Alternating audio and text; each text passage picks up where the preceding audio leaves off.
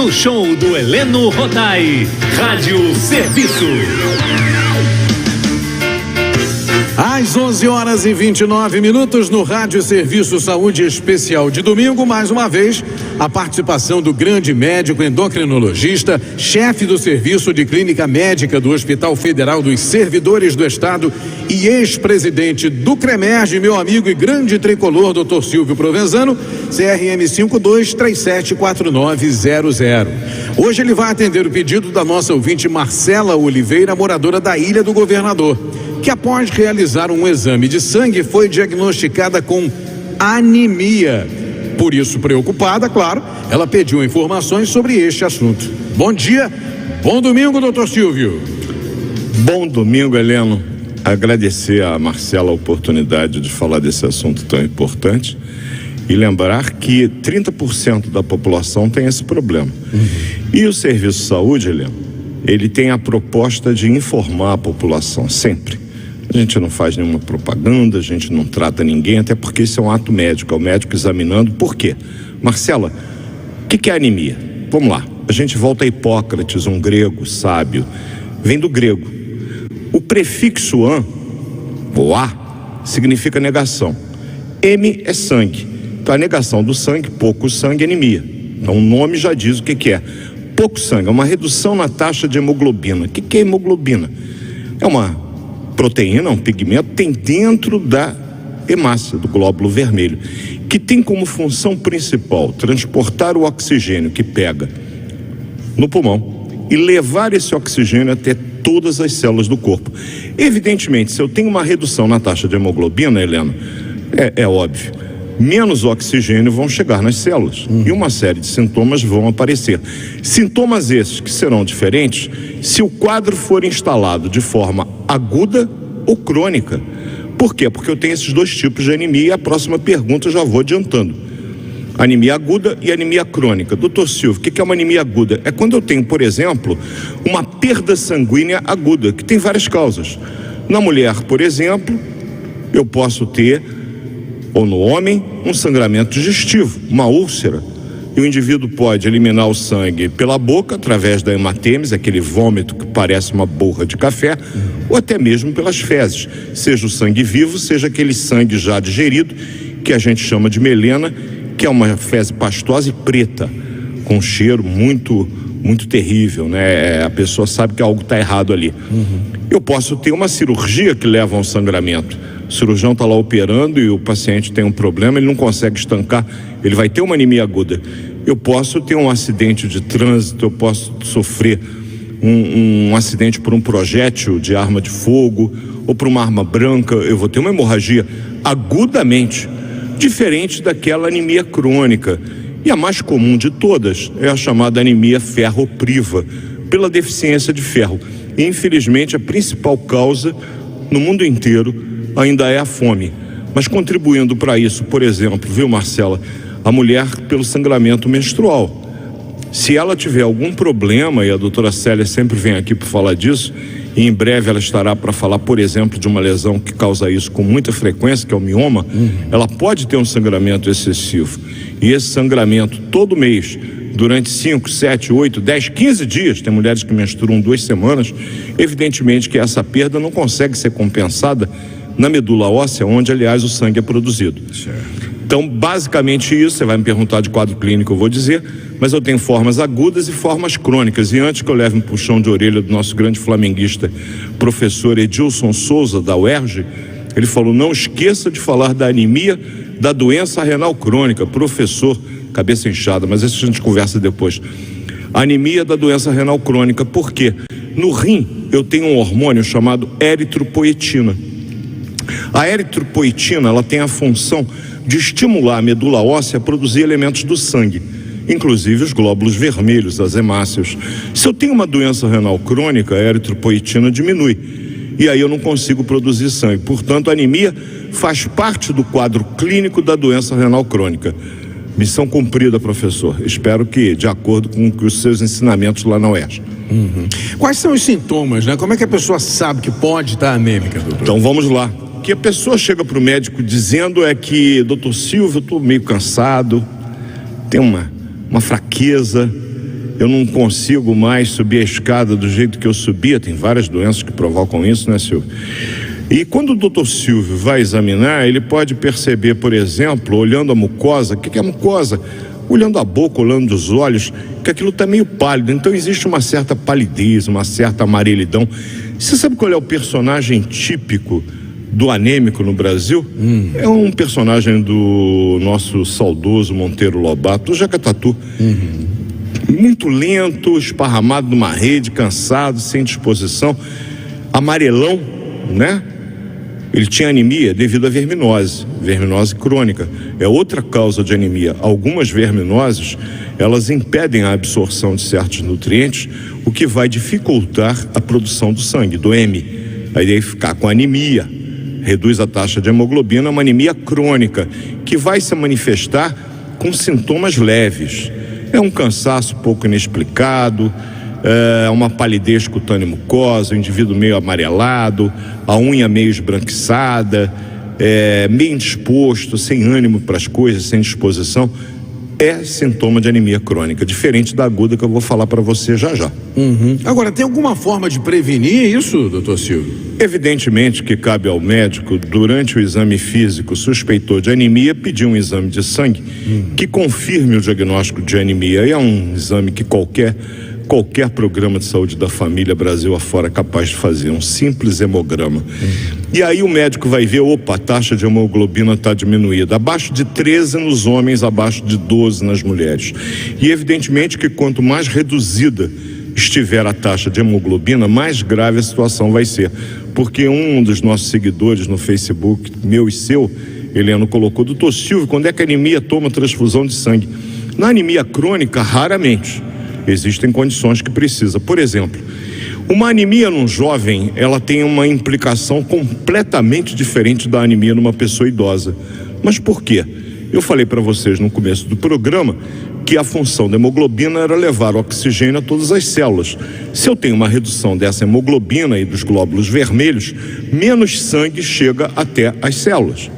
Se chegar menos sangue no coração, o que pode acontecer? Um quadro de angina, quiçá de infarto. Então, se eu vejo uma hemoglobina em torno de 7 num indivíduo de 18 anos, eu vou tentar descobrir a causa e tratar essa causa com medicamentos. Se chega lá, meu amigo Heleno Rotai, dizendo que está com desconforto, uma falta de ar, com 7 hemoglobina, talvez eu passe sim uma bolsinha de sangue por precaução, para ajudar esse coração a receber mais oxigênio, porque provavelmente a quantidade de oxigênio que está sendo liberada para ele não é suficiente. E eu não vou correr o risco dele ter uma arritmia ou um infarto. Então são situações que cabe ao médico, com a sua experiência, avaliando o paciente de acordo com as condições clínicas desse paciente, decidir se vai ter que tomar uma bolsa de sangue, ou 2 ou 3, quiçá, ou não. A gente nunca faz muitas transfusões, porque há um risco do excesso de transfusão também num paciente. Eu não posso passar 4, 5 bolsas de sangue, por mais que de repente eu entenda que aquele paciente vai precisar disso. Eu passo 2, aguardo 24 horas, dou mais 1 ou 2, é assim que a gente faz nos serviços clínicos Brasil afora. Mas a maioria dos pacientes a gente trata a causa. Então, se eu tenho uma anemia microcítica, olha, outro palavrão, Heleno, eu posso ter uma anemia não só aguda e crônica, mas eu posso ter uma anemia de acordo com o tamanho dos glóbulos vermelhos, das tais das hemácias. Se eu tenho hemácia de tamanho muito pequeno, eu digo que eu tenho uma anemia microcítica. Geralmente a causa é deficiência de ferro, tanto quanto quando a hemácia tem o tamanho normal, a normocítica. Aí eu também devo ter deficiência de ferro, e evidentemente que suplementar o ferro para esse indivíduo é fundamental. Há que se fazer ferro. Eu geralmente prescrevo fora da refeição ferro, e por luxo eu mando dar um ácido ascórbico, uma vitamina C 2 horas depois, porque aumenta a absorção do ferro oral. Mas se eu tenho uma hemácia muito grande, com pouca hemoglobina, é uma anemia megaloblástica, macrocítica, amigo, eu posso estar diante de uma deficiência da vitamina B12 ou do ácido fólico, a vitamina B9, folato. E aí eu vou tratar repondo a vitamina B12 ou repondo o folato, ou ambos, dependendo da situação. Eu tenho anemia da grávida, não é uma grávida que não tem anemia, a razão pela qual o pré-natalista já faz a reposição na grávida. Eu tenho a anemia causada, por exemplo, pelo hipotireoidismo da minha área. Então eu tenho anemia de diversas causas, mas se eu pego uma pessoa que não tinha o diagnóstico de anemia ainda, não é uma mulher na idade reprodutiva para eu pensar no mioma, é uma pessoa de meia idade, eu vou investigar primeiramente o tubo digestivo. Às vezes ele tem um tumor oculto e que está se manifestando inicialmente por essa anemia, e eu vou descobrir e tratar o tumor investigando a anemia, que será tratada conjuntamente também. O senhor disse agora há pouco, eu fiquei curioso aqui, que tem mulheres que menstruam às vezes até 15 dias, né? 2 semanas, 1 semana e meia, e consequentemente perdem muito sangue, principalmente se tiver um mioma ou um outro problema, né? E aí, a reposição é essa do ferro também para essas mulheres? Nessas mulheres, a causa da anemia é a deficiência de ferro, e elas têm que tomar um suplemento de ferro, sim. Mas evidentemente que a gente sempre deve, na medicina, na boa prática da medicina, descobrir o que está causando aquele problema, para a gente poder abordar o problema e não a sua consequência. Dar o ferro, eu estou tratando a consequência do mioma, que é uma anemia que aquela mulher vai desenvolver com uma série de prejuízos, perda da memória, cansaço, dificuldade na realização dos seus trabalhos diários, até mesmo os de domicílio, ela vai ter essa dificuldade. Eu vou tratar o mioma, e eu posso tratar o mioma inicialmente por um bloqueio hormonal, evitando que haja aquele ciclo menstrual excessivo, ou dependendo do caso, da situação, e aí eu vou avaliar a idade da paciente, vou avaliar se ela já é mãe ou não, quantos filhos ela tem, o desejo dela de ser mãe novamente, e por aí vai. Eu posso de repente fazer uma cirurgia que eu remova a causa do problema, que é aquele útero doente. Mas evidentemente que esse tratamento é da alçada do médico, sempre discutindo as abordagens que podem ser feitas, assim como as consequências de cada tipo de tratamento que é feito. Doutor Silvio, se não tratar a anemia, o que pode acontecer de mais grave com essa pessoa? Então vamos lá, Heleno e amigo, é muito comum, e eu tenho certeza que tem ouvinte nosso dessa hora com a pulga atrás da orelha. Doutor Silvio, é verdade que a anemia causa leucemia? É né? verdade. É um mito isso. Você podia perguntar, doutor Silvio, a anemia vai para leucemia? É verdade ou mito? É mito. Não é verdade, não. Mas eu tenho dentro do quadro da leucemia, anemia. Mas uma anemia se transformar numa leucemia, nananina não, tá? São situações bem diferentes. Leucemia é uma doença da produção dos glóbulos brancos, chamados leucócitos. Eu hoje falei do prefixo A, que significa negação. Em grego, o sufixo ose, da mesma forma que eu já ensinei que o it é inflamação, ose é excesso. Leucose, que é o sinônimo de leucemia, é excesso de leucócitos. Então, o indivíduo com leucemia tem leucócitos de 30, 50, 100 mil, 200 mil. Excesso de leucócitos. Infelizmente, um bando de leucócitos incompetentes. Essas pessoas são imunodeficientes. Mas vamos falar de anemia, que é o assunto de hoje. Não tem nada a ver com leucemia. A anemia, ela pode, como eu acabei de falar, no indivíduo de certa idade, provocar até um infarto. E depende se a anemia é aguda ou crônica. Porque, por exemplo, o indivíduo que eu atendo na emergência, anos, saudades do professor Dr. Ronaldo Gazola na equipe G do Miguel Couto, anos ainda garoto lá na emergência, chegava um indivíduo vítima de um assalto, levou um tiro, esfaqueado na praia. Eu nunca me esqueço de um rapaz de 17 anos, numa briga boba, à beira da praia do Leblon, ali em plena Delfim Moreira, levou uma facada na virilha. Eu perdi esse menino na ambulância, porque pegou a artéria femoral, não houve jeito de estancar o sangue desse garoto. Jorrava sangue, espirrava sangue, meu jaleco ficou tingido de vermelho, parecia a camisa do América. Abraço, polícia, Salgado.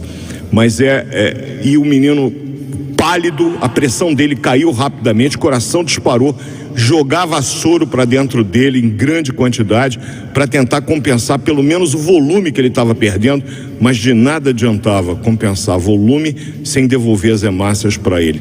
E ele faleceu. E olha, o transporte de ambulância, ao chegarmos no local e voltarmos para o Miguel Couto, não levou menos de 10 minutos. É uma coisa ajata daqueles motoristas que eram verdadeiros heróis da forma como conduziam, mas eu já cheguei com ele cadáver no hospital. Hemorragia aguda, de uma facada na virilha. Poderia ter sido um tiro. Então é importante que as pessoas pensem antes de fazer qualquer gesto de maior violência, porque eu imagino que quem fez aquilo, espero que tenha acontecido isso, um arrependimento pelo resto da vida. Era um rapaz novo, nada que ele possa ter feito ou falado justificava o que aconteceu com ele. Mas a gente vê na hemorragia aguda o quê? baixa da pressão arterial, hipotensão arterial, o que provoca tontura. O indivíduo fica com a vista escura, muitas vezes perde os sentidos, tem uma síncope e o coração dispara. Agora imagina, Heleno, o coração disparar num jovem, consequência praticamente zero. Se disparar aqui no seu amigo, todas as consequências e malefícios possíveis. Pode provocar uma arritmia, que está até um infarto agudo e morrer. Então é o que eu falo, cada indivíduo, cada paciente tem as suas próprias peculiaridades. E um quadro de anemia crônico e um quadro de anemia agudo vão ter consequências totalmente diferentes.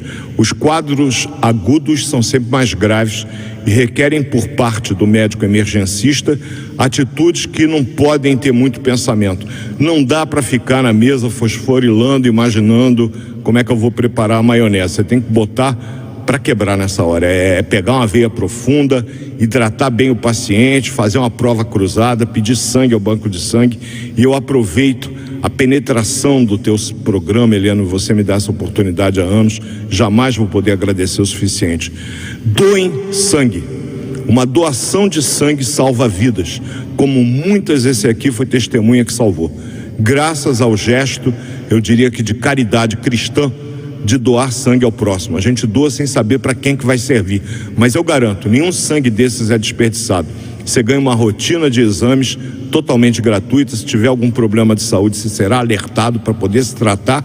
Ganha o dia de trabalho, porque é lei, se você vai doar sangue, e você vai estar salvando algumas vidas com aquelas 2 horas que você ficar lá doando sangue, que não tem consequência alguma se você tiver mais de 18 anos de idade e menos de 65. Assunto para domingo que vem, amigão. Pois é, né? Que falar depois de ontem à noite? Enxaqueca. Tem muita gente de cabeça inchada, dor de cabeça. Vamos falar de enxaqueca, falar de dor de cabeça. O Jorginho já me pediu um remédio, depois a gente conversa. Sem noção. Se mete não. Falar de enxaqueca. Sim. A enxaqueca não é a cefaleia mais comum, mas é uma cefaleia que atormenta a vida de muita gente, com características muito particulares. A principal cefaleia é tensional, mas a gente fala sobre cefaleias com um enfoque especial na enxaqueca. Certo. Se você me permitir voltar, se a Regina me deixar sair. Não, tudo bem, tá liberado. Eu sou lá fora, hein? Gente, um domingo abençoado, uma semana de paz. Lembrem-se, foi apenas um jogo de futebol, mas que o Fluminense disputou como Fla-Flu e o Flamengo não, só isso. É verdade. Doutor Silvio Provenzano, um grande abraço, amigo. Boa semana, até domingo que vem. Até. Show do Heleno.